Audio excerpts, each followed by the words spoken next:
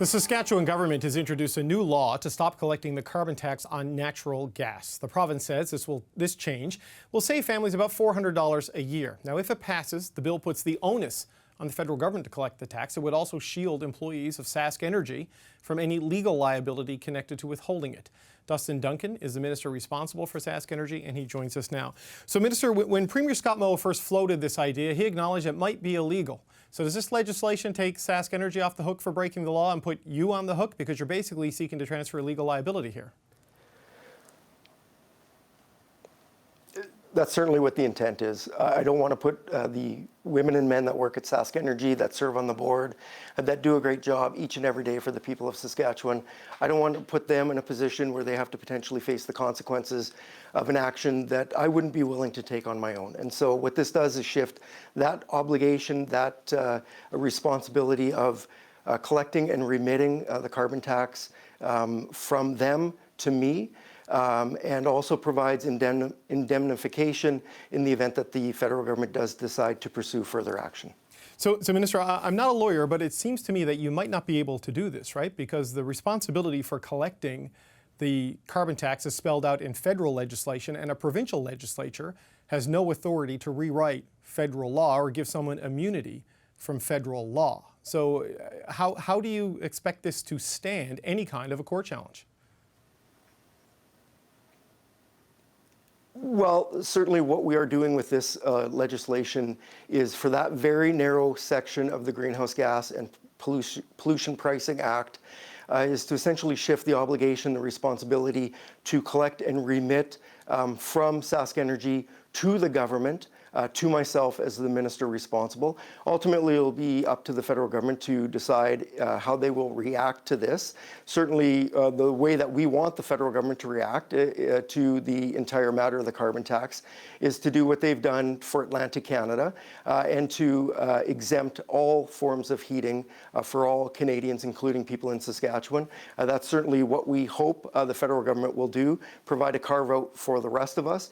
In the meantime, if they don't, we want to shift the essentially the obligation or the burden from those people that work at SaskEnergy that do a great job each and every day onto the government, so that if we do in fact decide not to remit the carbon tax, that ultimately that would be a government decision, and so it would be the government that should be responsible for that, and me as the minister, and not the people that work at SaskEnergy. But Minister, have you had this piece of legislation charter tested by your lawyers in the Justice Department? Because the principle of paramountcy seems like it would come into play here, and a provincial legislature cannot rewrite the terms of federal legislation. It seems like I don't know what authority you would have to do this, as much as I understand your intent. Well, certainly as the shareholder, the government of Saskatchewan, we are responsible for SaskEnergy. The people of the province own this Crown Corporation. So we have amended the SaskEnergy Act. The Carbon Tax Fairness for Families Amendment was introduced today.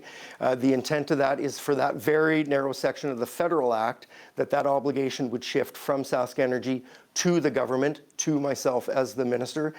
The federal government will do what they will with that act once it does become law, assuming it's going to pass through the legislature, which I assume it will do.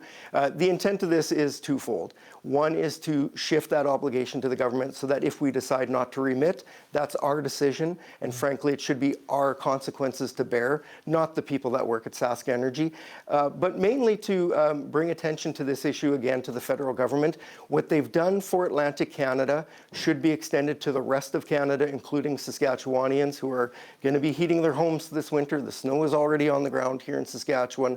We just want that fairness for all Canadians, all Saskatchewanians, that has already been extended to people in Atlantic Canada. Well, I take your point that the oil carve-out does benefit Atlantic Canada disproportionately, but it does apply to anyone who burns oil right across the country. So it is but I take your point that it is regionally weighted. But by doing this, if you don't collect the tax, the Saskatchewan government will still have to pay the federal government the value of what would have been collected, right? You still have to send federal taxes to the federal government. So aren't you just transferring the cash liability away from the people who burn natural gas to all taxpayers in Saskatchewan by doing this? Well, potentially. It will depend, first and foremost, whether or not the federal government extends this to the rest of Canada, including Saskatchewan. 0.4% of Saskatchewan residents burn heating fuel to heat their homes. The vast majority of residents are on natural gas, which, by the way, was a decision that was made in the 1980s, and it was a very costly decision. The rural gasification program of the 1980s, in today's dollars, would be well over $500 million. And so we shouldn't be penalized for making good decisions that we did as a province nearly 40 years ago. So the federal government can make the change, but ultimately when we come to the point where on January 1, when we stop collecting, and then ultimately when we get to February, that would be the next period of time where we would have to remit.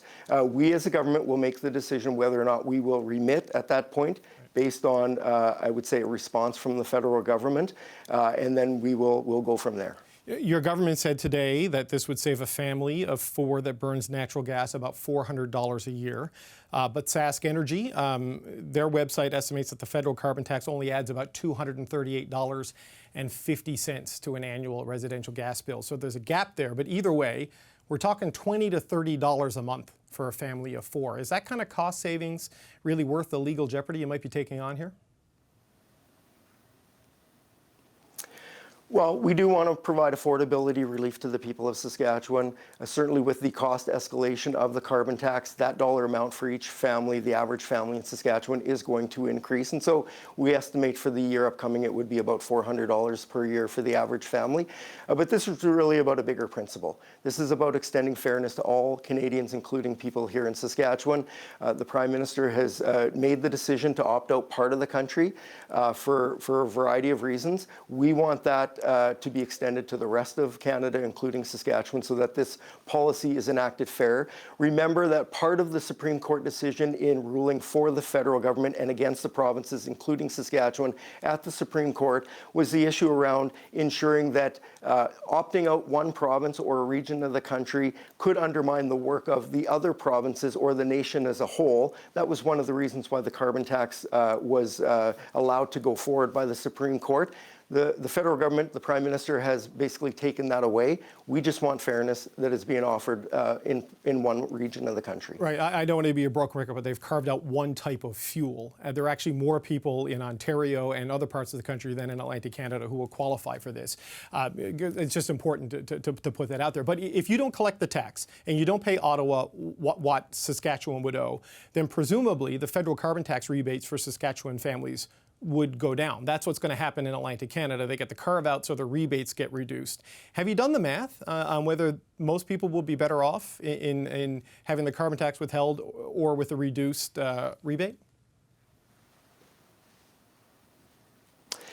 Yeah, so this is one area that obviously we have taken a look at. But again, this goes back to the principle of the carbon tax. The carbon tax was brought into this country because it was going to apply fairly across the country. Even though we disagreed with the policy decision of the federal government, we have been collecting and remitting the carbon tax because of the equal application across the country.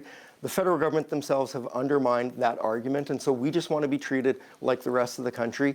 A number of premiers have joined with Premier Moe in calling for the federal government to do this. Certainly this has been discussed for a number of weeks now, that this is really undermining the case that the federal government put in place for the carbon tax. So again, this is more about wanting to ensure that there's fairness for all Canadians, including the people of Saskatchewan. Okay, so it's more about the political fight and the principled fight against the carbon tax and affordability, because I know there have been calls for you to reduce, for example, the provincial gas tax to give people a break there, which other provinces like Ontario have done, and so far you haven't done to this point. So there are affordability options for you beyond this sort of legally contentious one. Well, there are, but again, this is about fairness, but this in and of itself would likely provide for the average household in Saskatchewan more relief than, say, doing something on the fuel tax. And so this is what we've moved forward with, introduced the bill today, and hope it gets speedy passage through the House. Okay, Dustin Duncan, the minister responsible for SaskEnergy, we appreciate you taking the time. I know you said today you were willing to go to the jail if it called for it. I hope that doesn't happen, but we'll have you back down the road when we get closer to a decision point of this. Thanks for joining us today. Thanks.